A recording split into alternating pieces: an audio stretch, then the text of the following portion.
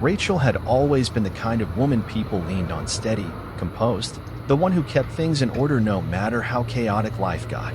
Her friends admired her calm. Her coworkers trusted her judgment. To the outside world, she was the portrait of a balanced life. But behind closed doors, the truth was quieter, more complicated. She'd been married to Daniel for nearly a decade. They weren't the kind of couple that made a big show of their love, but they had something that once felt solid: an organized home, dinner routines, Sunday walks, and anniversary getaways that were modest but meaningful. Everything in their lives followed a script, and for a while, that script worked. Bills were paid on time, birthdays were remembered, and date nights were penciled into calendars. But over the years, what once felt like partnership began to feel like logistics. They still cared for each other, but it was more like maintaining a structure than feeding a connection. Conversations became transactional about groceries, schedules, bills. Hugs were routine. Intimacy faded into the background. Rachel began to feel like a roommate rather than a wife. At work, though, things felt different. The energy there was spontaneous. People joked, made coffee runs, had unfiltered chats about their weekends. There was laughter, movement, life. It was there, among spreadsheets and casual lunches, that Colton first entered her world. He was older, self-assured, with a quiet confidence that drew attention without trying. He wasn't loud, but when he walked into a room, people noticed. He had that polished kind of charm that made women lean in and laugh a little louder. Rachel had heard the whispers. 2 colleagues had confided that they'd once been involved with him. The way they spoke about it wasn't scandalous. It was more like recalling a guilty pleasure. They didn't regret it. They laughed about it, even.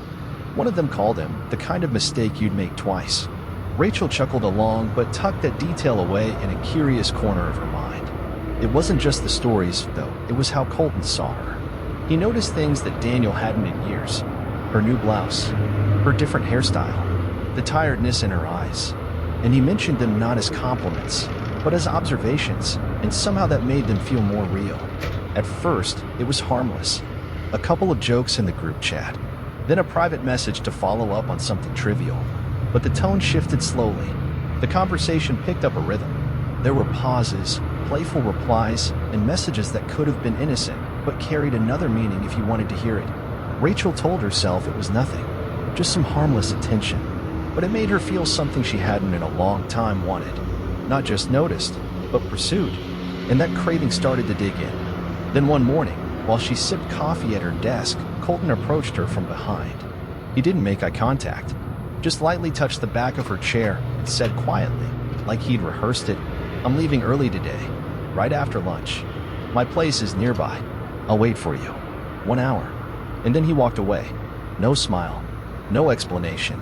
Rachel sat frozen. Her cheeks flushed, her stomach flipped. The words were simple, but they hit like a jolt. All morning, she tried to work, but her thoughts pulled back to that moment, replaying his voice, imagining what it would be like. She weighed the risk, thought about Daniel, about the guilt, about what she had to lose. But with each passing minute, resistance slipped away like sand through her fingers. When noon came, she told a coworker she had an errand and grabbed her bag. Colton's apartment was just a few blocks away. He opened the door like he had been waiting for her. No surprise, no nerves, just a calm certainty that said this was routine for him. The apartment was dimly lit. Soft music played. A jacket hung casually on the back of the couch. Nothing looked spontaneous. It felt staged. Rachel walked in, pretending to be in control, but she wasn't. Colton moved with quiet confidence. He poured her a glass of wine, complimented her perfume, and gently closed the space between them. She didn't resist. She didn't speak. She let it happen. It was fast, calculated, emotionless. When it was over, he smiled like he always did and said, "Back to work." Rachel gathered herself, touched up her hair in the mirror, and left. She walked back with her head high, but inside, she felt like her ribs were filled with thunder. She re-entered the office like nothing had happened. No one looked twice. No one suspected.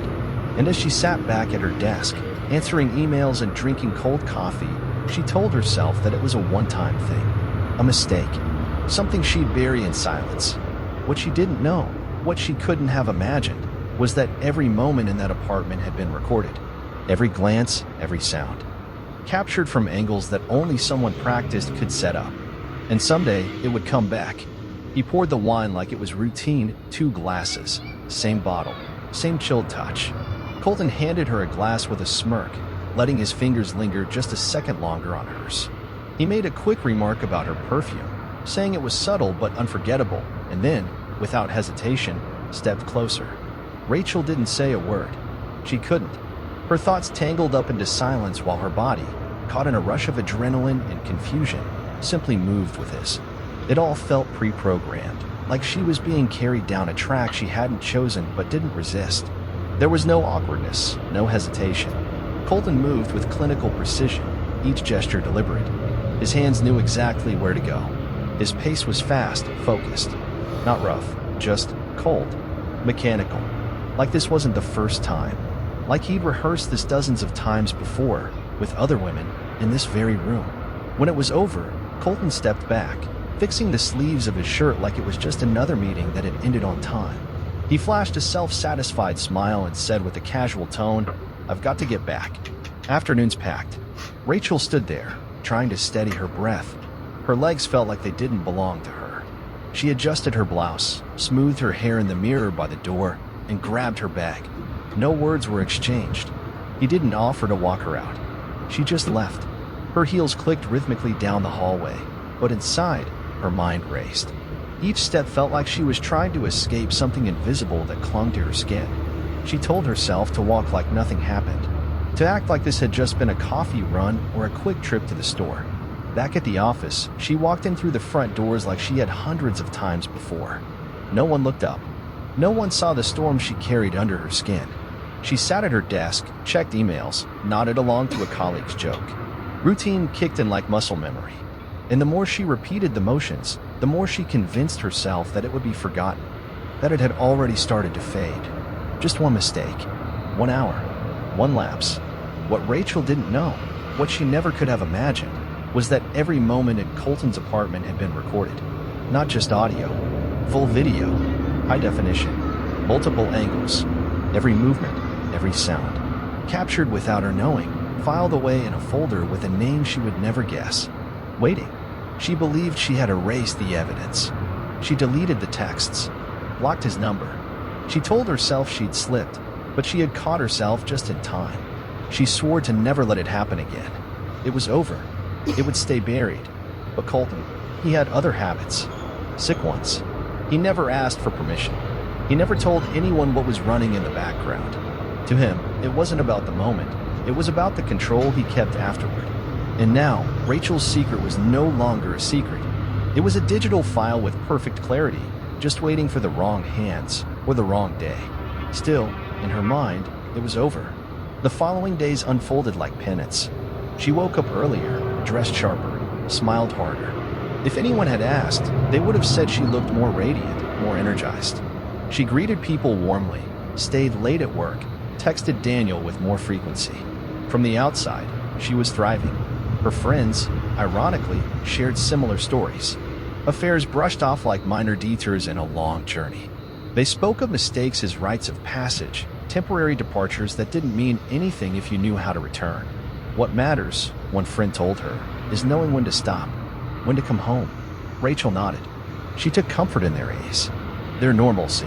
Their excuses became her own. At home, something unexpected happened. Daniel began changing.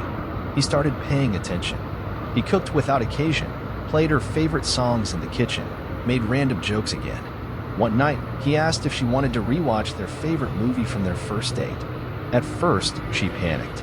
Was it guilt driving his kindness? Had he found out? Was this some twisted prelude to a confrontation? But it wasn't. It was just Daniel, being more present, for whatever reason, and Rachel, craving reassurance, leaned into it. She told herself this was their second wind, that maybe they had needed something to shake them up. Maybe the distance they once felt had started to close, not because of what she had done, but in spite of it. The guilt started to blur. Her mistake didn't seem as sharp anymore. It faded into the background like a dream you try to remember but can't. Daniel was smiling again. She was laughing again. It felt good. It felt stable. And in the quiet moments, when Daniel rested his hand on hers at the dinner table, when they shared sleepy conversations at night. She started to believe it never really mattered. She told herself it had no consequences. She had no idea how wrong she was.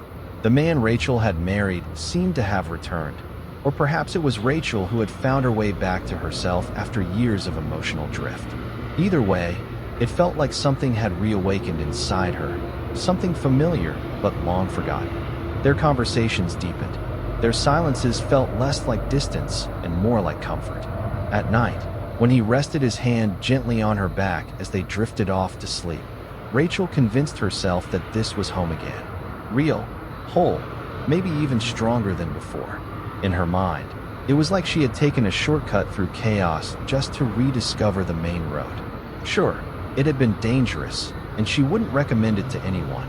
But now that she was back on track, she told herself it had worked. She was grateful, relieved, and if that meant carrying a secret, then so be it. Friday nights with her friends continued like clockwork, glasses of wine, laughter that echoed a little too loud, and overlapping stories that always seemed to spiral toward the same familiar themes: husbands, frustrations, temptation.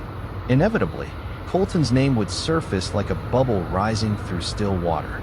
They never lingered on him, but when his name did come up, it was always surrounded by half-jokes, sideways smiles, and comments meant to sound attached. It was just an adventure, one of them would say, swirling her wine. He knew what he was doing. Another would nod, her tone playful but tinged with something harder to define. Rachel smiled along, played her part, but inside, something began to twist. A subtle unease curled in her chest, especially when someone spoke about how calculated Colton had been, how smooth, how practiced. The comments weren't malicious, just casual. But to Rachel, they echoed louder than the rest. She didn't know why exactly. There was no sign of trouble, no message, no whisper. Yet the feeling grew, the sense that something about that chapter hadn't been closed. It felt like a door she'd slammed shut still hadn't clicked fully into place. Trying to shut down the thought, she went through her phone again, this time with more determination. She deleted every last thread, every screenshot, every call log, every trace of Colton's digital existence. She cleared browsing history, wiped backup folders. For good measure, she even reset her phone settings. She wanted it all gone, not just hidden, erased. But the digital clutter wasn't the real issue. What Rachel truly needed was for her own mind to forget. She clung harder to Daniel's affection, to his newfound attentiveness. She convinced herself it was because they were both trying, because they had finally found each other again. There were movie nights, spontaneous dinners out, and lazy Sunday mornings in bed. One evening, as they planned a small getaway to the coast, Rachel caught herself smiling at him, really smiling, not forced or rehearsed, but genuinely. And in that moment, a thought flickered. Maybe this was the price of clarity. Maybe that mistake, however unforgivable, had cracked something open that let the light back in. She told herself again, what matters is what comes after. Not the fall, but how you stand back up. She flirted with the idea of confession once. Just once. During a quiet night, when Daniel looked at her and said something unexpectedly tender. The words sat on her tongue, trembling, ready. But then she imagined the destruction, the look in his eyes, the weight of what she'd have to say, and she swallowed it back. A mistake is a mistake, she reasoned, but exposing it? That would be a tragedy, and she had escaped tragedy. Her confidence grew with each passing week. Nothing happened. No signs. No ripples. Colton had apparently left the company, taken a new job in another city. His exit had been unremarkable, quiet, without the usual emails or farewell lunch. The lack of fanfare reassured Rachel. It was like he'd been scrubbed from the map, like her past had packed its bags and moved out. Her friends moved on too. They stopped mentioning his name. No one brought up the apartment. No one asked questions. There was a silent agreement that what had been was over. And Rachel finally exhaled. Life felt settled again. Normal. Safe. But the thing about secrets is they don't die easily. Some sleep just long enough to catch you off guard. It was a Saturday afternoon. Rachel was folding laundry in the bedroom, humming along to a playlist, when Daniel called her from the living room. His voice was calm. Too calm. "Rachel," he said, holding his phone. "There's something you need to see." She didn't feel the alarm at first. Maybe it was news. A video. A meme. Something casual. She walked over with a soft smile, expecting him to show her a clip or an article. But when she saw the screen, the smile vanished. It was a paused video. The thumbnail showed her own face, frozen in mid-expression. Her body. Her movements. The room. Colton. Before she could speak, the video began to play. There was no ambiguity. No misunderstanding. The clarity was painful. Every second filmed from angles she didn't know existed. Multiple cameras. Every detail captured like it had been done for broadcast. Her body stiffened. She recoiled from the phone like it had burned her. She opened her mouth, but nothing came out. Daniel didn't shout, didn't ask. He just got up slowly, placed the phone on the coffee table, and walked away. Silent, like something inside him had just gone still. Rachel remained frozen. Her feet felt like they were planted in cement. The shame hit her first, followed by disbelief, then a deep, almost primal fear. Not just because of what he'd seen, but how. The video hadn't been clumsy or accidental. It looked like something made with precision, care, experience. She realized then, this wasn't just a betrayal. It was a violation. She hadn't just been unfaithful. She'd been recorded, displayed, her privacy shattered like glass underfoot. And that meant something far worse was coming. A video she never even knew existed, broadcast, consumed, and dissected by strangers across the internet. Rachel's breath caught in her throat as the reality set in. It wasn't just a personal betrayal anymore. This was public humiliation, a digital scar that couldn't be erased. And the worst part? Daniel had seen it. Every second, every movement. The man she shared her life with had just watched the most intimate, shameful moment of her life, packaged like a sick show, with him cast as the unwilling audience. Just minutes after that moment of devastation, her phone buzzed again. A message from a close friend. "Have you seen this?" Rachel blinked at the screen, still shaking. Her fingers moved automatically, typing back a desperate, "What?" She was begging the universe for a misunderstanding, a false alarm. But then the friend sent a link. Another video. Different title. Same theme. And this time, Rachel saw something even worse, faces she recognized. Other women from the office. Friends. Colleagues. All victims of the same camera angles, the same room, the same man. Colton's face was there too, over and over again, like a recurring nightmare. It wasn't just her. He had filmed everything, every woman, every encounter, systematically, deliberately. His bedroom had been a stage, and they, without knowing, had been cast as the unwitting stars of his hidden library of exploitation. The footage had gone viral. Adult websites pushed the videos with clickbait titles and suggestive thumbnails. Messaging apps were flooded with clips. Internet forums passed around names, profiles, even addresses. Fake accounts cropped up with compilations, gossip threads, speculations, and insults. Rachel's world crumbled in real time. She tried to speak, to form a sentence, to explain anything, but Daniel had already moved. Wordlessly, he turned and walked toward the bedroom. The phone remained on the coffee table, the screen now black, a symbol of everything broken. She followed him in a daze, tried to close the gap between them. Her hand reached out, her voice cracked in her throat, but the sound of the bedroom door locking from the inside stopped her cold. That small, metallic click carried more finality than any scream. It told her that the door wasn't just locked, it was sealed. She leaned her head against the door, listening. Nothing. No muffled cries. No pacing footsteps. Not even the creak of the mattress or a rustle of clothes. Just silence. An unbearable, heavy silence. She spent that night on the couch, staring blankly at the wall. Her phone buzzed occasionally, more links, more messages, more reminders that the private had been made public. She didn't respond. Couldn't. Her heart was beating out of rhythm, and her mind spun in loops, chasing a solution that didn't exist. By morning, she was still awake, still in the same spot. Her eyes red and dry. When Daniel finally emerged, he looked like a ghost of himself. Same clothes, same blank expression. His eyes barely met hers. He walked past her, picked up the car keys, and left. No words. Rachel didn't even try to stop him. She sat, hands clasped in her lap, shrinking in the space that used to feel like home. She waited all day, imagined him walking back through the door, demanding answers, demanding an apology, yelling anything. But when he returned in the late afternoon, he didn't speak. He didn't glance her way. He just walked upstairs and locked himself in again. That night, unable to take the silence anymore, she reached for her phone and tried to call Colton. No tone. Disconnected. She searched his social media. Every profile gone. Deleted. Wiped clean. It was as if he had never existed. No photos, no tags, no traces. Rachel realized that this wasn't negligence. This had been planned. Colton had anticipated this day, had mapped his escape. He knew what he was doing from the beginning. Her stomach twisted. The comments under the videos confirmed it. Other women had started speaking up. Anonymous confessions. Whispers of similar stories. Rachel wasn't alone. She was one of many. A cog in a calculated pattern of manipulation and exploitation. Colton had used them all. Recorded them. Vanished. 2 full days passed. Daniel didn't speak to her.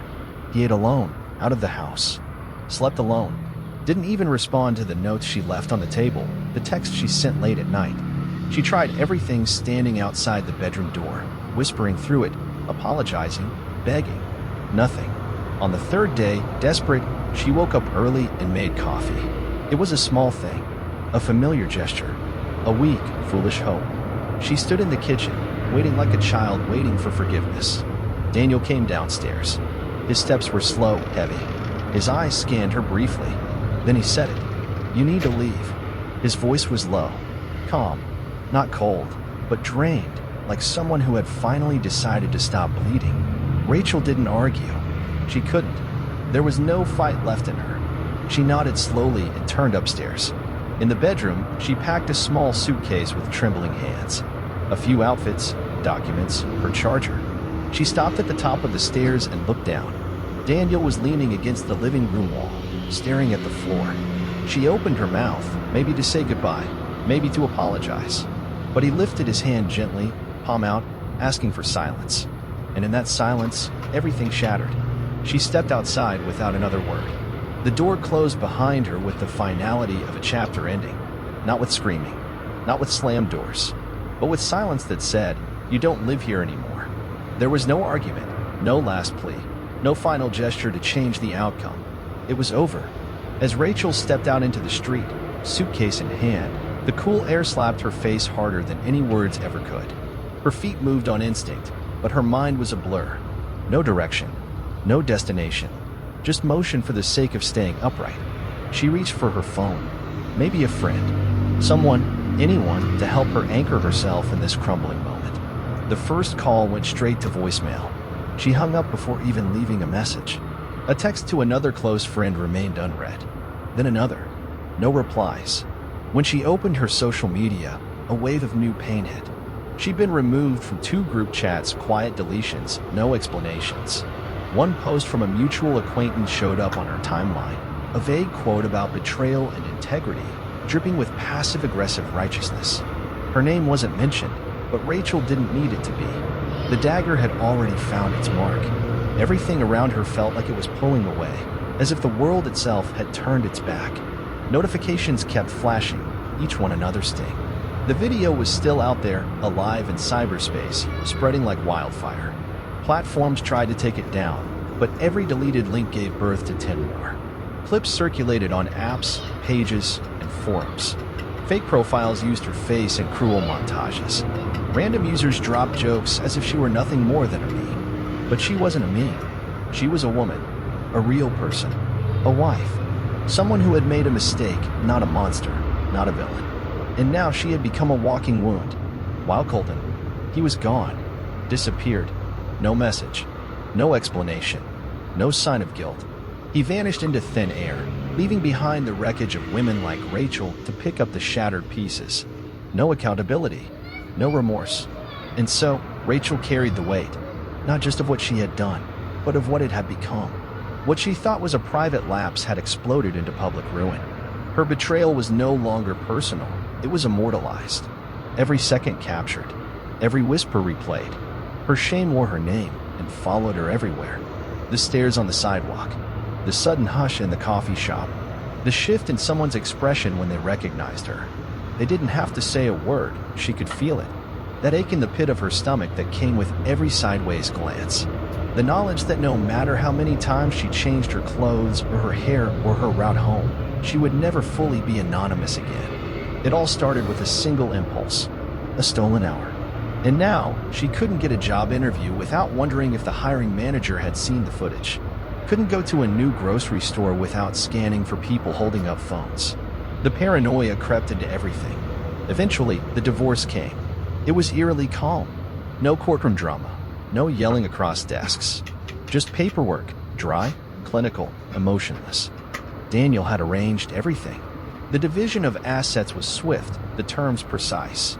There was no room for debate, and there was no need. Both of them knew that whatever they once had was already gone, reduced to ashes long before either of them picked up a pen to sign. Rachel didn't fight it. She didn't cry in the courthouse. She didn't ask for more or less. She just wanted it over. When she walked out of the building with the finalized documents in her hand, the wind caught her hair, and she felt strangely hollow. Not free, not sad, just nothing. A walking shell. She found a small apartment in another part of the city. It was modest, 2 rooms, thin walls, a leaky faucet. But it was hers. No one knew her there. No past. No judgment. She kept her head down and applied for work at smaller businesses. She wasn't picky. She couldn't afford to be. A logistics company eventually took her in as an administrative assistant. The job was routine, quiet, and far removed from the chaos she once called life. It wasn't fulfilling. It barely paid the bills, but it gave her structure. A place to go every day. A role to play. And right now, that was all she could handle. She changed her phone number, deleted every online account, stopped saying her full name in public settings. At first, the silence felt like suffocation, but slowly she began to find comfort in invisibility. Still, she couldn't fully hide. At the grocery store, a woman did a double take. At the pharmacy, a teenager whispered to his friend while glancing her way. Rachel learned to lower her eyes, shorten her steps, avoid peak hours. Unknown numbers made her heart race. Any notification was a potential landmine. She answered no calls unless she recognized the contact. She screened everything. Paranoia became a survival tactic. She lived like a shadow. Sometimes, in the silence of her apartment, she'd sit on the edge of her bed and replay that afternoon in Colton's apartment, frame by frame. The words he whispered, the way he never even looked back to check if she'd follow, the exact moment she crossed the threshold. She thought she was in control. She believed she could handle it. But all it took was that 1 hour to rewrite her entire story. But there was no one else to blame. No trick. No trap. It had been her decision, fully hers. No outside pressure forced her hand. No tragic backstory could excuse it. That single step into Colton's apartment had been made with eyes open, driven by desire and a moment of weakness she could never take back. And now, accepting that truth was like waking up every morning and swallowing glass. For weeks, Rachel tried to craft a softer narrative in her head. She was only human. People make mistakes. No one is perfect. But the world outside wasn't interested in redemption. It had no space for nuance, no patience for context. It branded her, simplified her story into one damning sentence. The woman who cheated, who got caught, who became a viral shame. And Colton? He remained nothing more than a ghost. Untouchable. Some of the other women, those who had once giggled over wine, joking about his charm, now sat in silence, weighing their options. A few talked about going to the police, but every time someone got close, they pulled back. The idea of reliving it all in cold, fluorescent lit rooms, with detectives and prosecutors dissecting their every move, was unbearable. Shame had become a prison with invisible bars, and Colton had counted on that. He didn't need threats. He had the perfect weapon: silence. Their silence. Their fear of judgment. That's why he filmed them. That's why he stored everything in secret drives. He understood shame more intimately than they did, and he weaponized it with terrifying precision. While they crumbled under the weight of what they'd done, he walked free. No one knew where he had gone. No one even tried to find him anymore. As for Rachel, her attempts to rebuild were fragile and slow. Therapy felt like picking scabs that had barely started to heal. After a few sessions, she told her psychologist she wasn't looking for answers, just ways to endure. She didn't want to analyze the past. She wanted to survive it. So she made routines, not for growth, not for progress, but for control. She went to the grocery store every day at the same time. She walked the same loop around the neighborhood. She scribbled confessions and confusions in an old spiral notebook she kept hidden under her pillow. She made no plans, chased no dreams.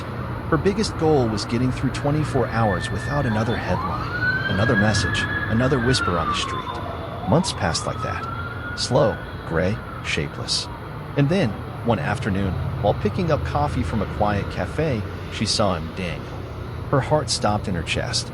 He was standing by the window, laughing with a friend. His face had softened. His clothes were new, stylish in a way she'd never seen before. There was a peace in his posture, a calmness that said he'd shed something heavy and never looked back.